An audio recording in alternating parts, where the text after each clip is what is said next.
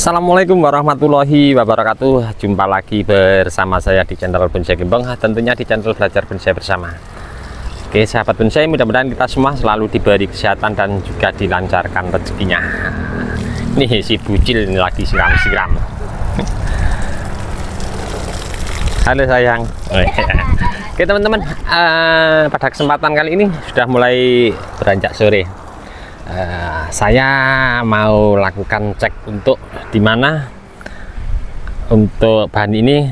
Lama sekali nggak saya update ya, bahan bonsai untuk bougainville Singapura expose akar jumbo yang beberapa bulan lalu pernah saya update. Di terakhir saya lakukan pengepresan koreksi cabang dan gagal ya. Nah, di sini nanti saya mau proses tahap awal. Ini bahannya nanti yang saya mau kerjakan. Saya bikin dinding ground long seperti ini, nanti saya mau bikin expose akar. Nanti saya mau cek sudah siap belum untuk dilakukan proses tahap ke berikutnya. Nah, nanti rencana saya konsep seperti halnya bahan ini ya. Nah ini yang saya lakukan sekitar 2 bulan apa 3 bulan yang lalu sudah saya update. Ini sebenarnya kemarin tinggi ya, saya kasih spasi untuk penyetelan pemotongan cabangnya. Atas sebenarnya dari pangkal sini lebih tinggi lagi, ada 40 sampai 50 meter saya kasih spasi, ada cabang 2. Nah, saya potong itu blorot turun busuk. Dan di sini, nah untuk teman-teman kalau bougainville biasa kalau ada busuk pada akar atau batang langsung kita bersihkan. Nah di sini ini akar ya, di sini saya bersihkan sampai seperti ini.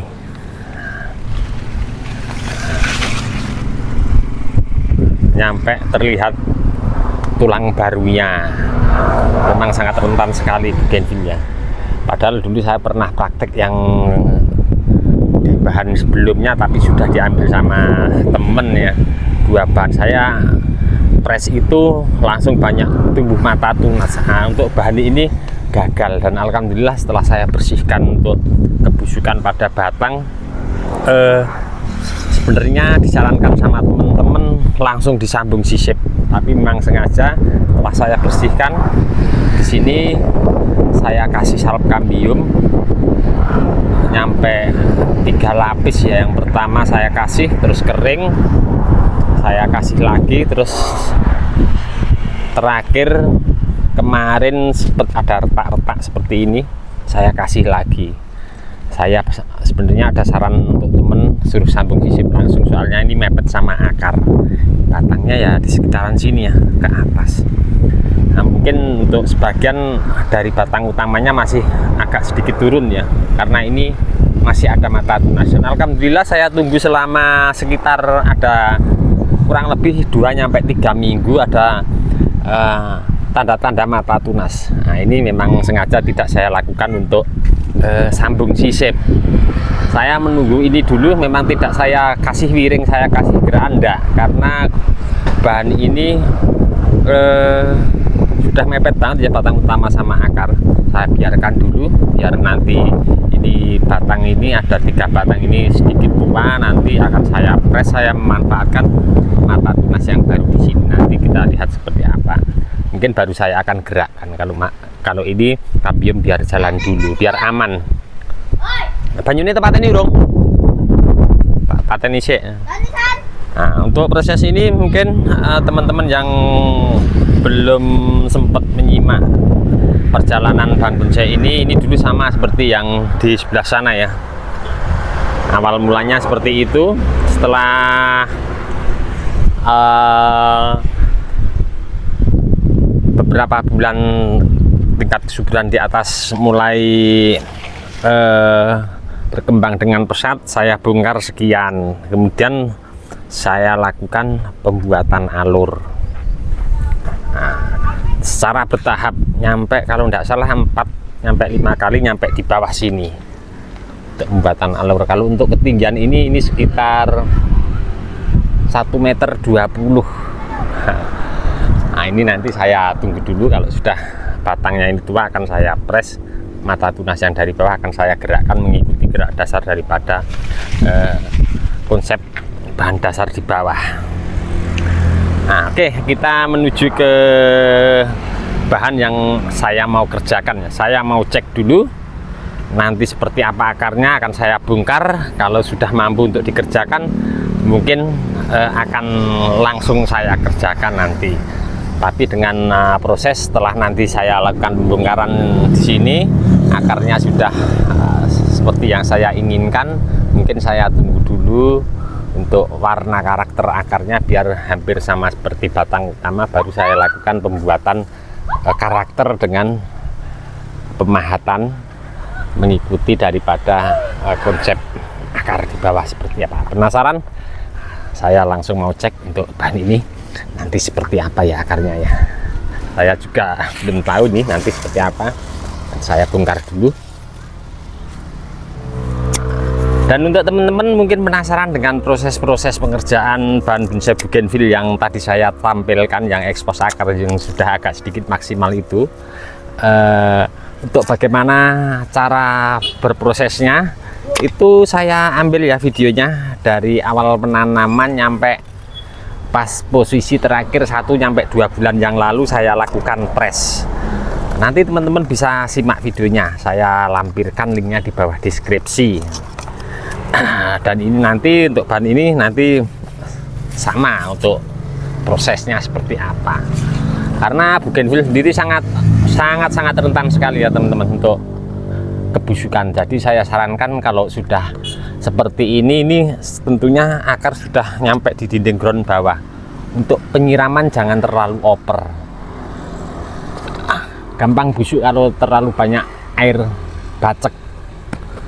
Kalau sudah busuk perawatannya kita harus hilangkan semua kondisi busuk pada, terutama pada batang atau akar yang terserang busuk, nyampe bersih sampai terlihat batang barunya. Oke, sudah nampak terbuka. Untuk bahan ini saya mau cek secara perlahan, mungkin nanti kalau belum maksimal saya cek dulu. Terus mungkin kalau di sini masih agak sedikit kecil ya, mungkin saya akan tampakkan sekian, saya kasih karpet sekian kalau belum siap untuk dikerjakan. Tapi saya mau cek dulu seperti apa.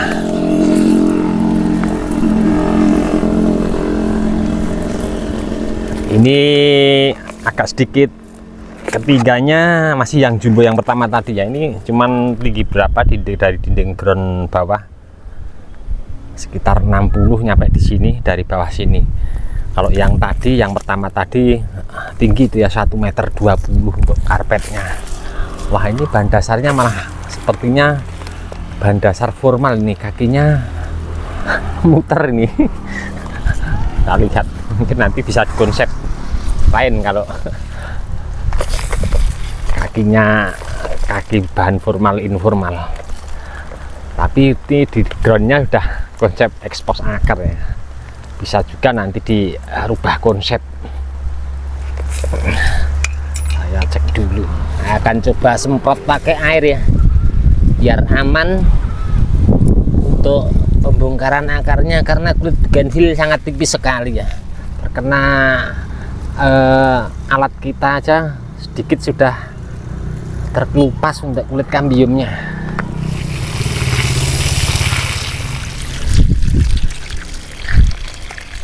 Nah, terlihat ya, ini di bawah memang sengaja saya kasih pecahan genteng di bawahnya pas penanaman biar menghambat akar cepat turun ke bawah, terhalang oleh genteng ini, bisa terekspos secara alami. Ini gentengnya full akan saya keluarkan dulu, saya semprot pakai air biar mudah saya mengeluarkan untuk gentengnya.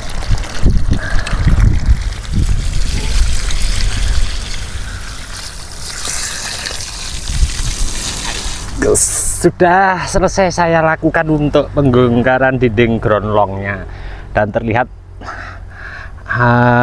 karakter akarnya seperti apa ya.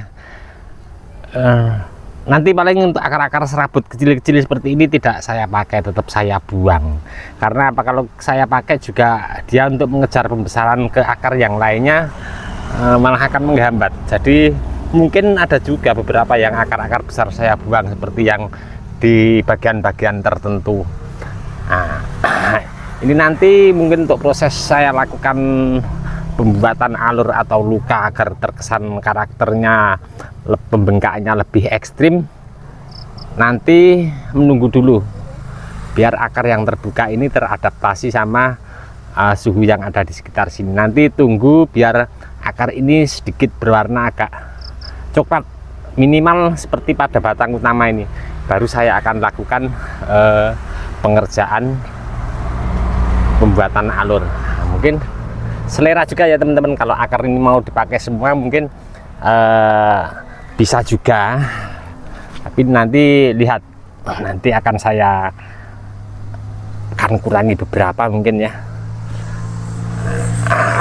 Oke teman-teman, ini mungkin akan saya lanjutkan besok karena waktunya juga sudah tidak menuntut. Nantikan terus untuk tahap berikutnya, di mana proses tahap awal ini sudah saya lakukan. Besok pagi tinggal lakukan pengurangan beberapa akar yang tidak saya pakai. Cukup sekian dulu dari saya di channel Bonsai Gembong. Untuk saya berproses seperti ini sudah beberapa kali ya. Untuk bahan-bahan yang ada 1, 2, dulu 3, yang terakhir yang besar itu, dan yang 2 alhamdulillah sudah diambil sama teman.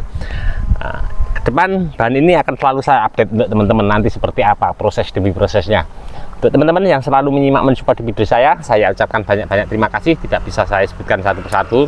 Dan untuk teman-teman yang komen-komen di bawah deskripsi mungkin belum bisa saya tanggapi satu persatu juga, saya mohon maaf mungkin karena waktu juga keadaan. Mudah-mudahan di video saya sebelumnya selalu memberi informasi, motivasi, semangat untuk teman-teman terus berkarya dan berbudidaya. Dari saya di channel Bonsai Gembong cukup sekian dulu. Salam satu hobi, salam budidaya. Assalamualaikum warahmatullahi wabarakatuh.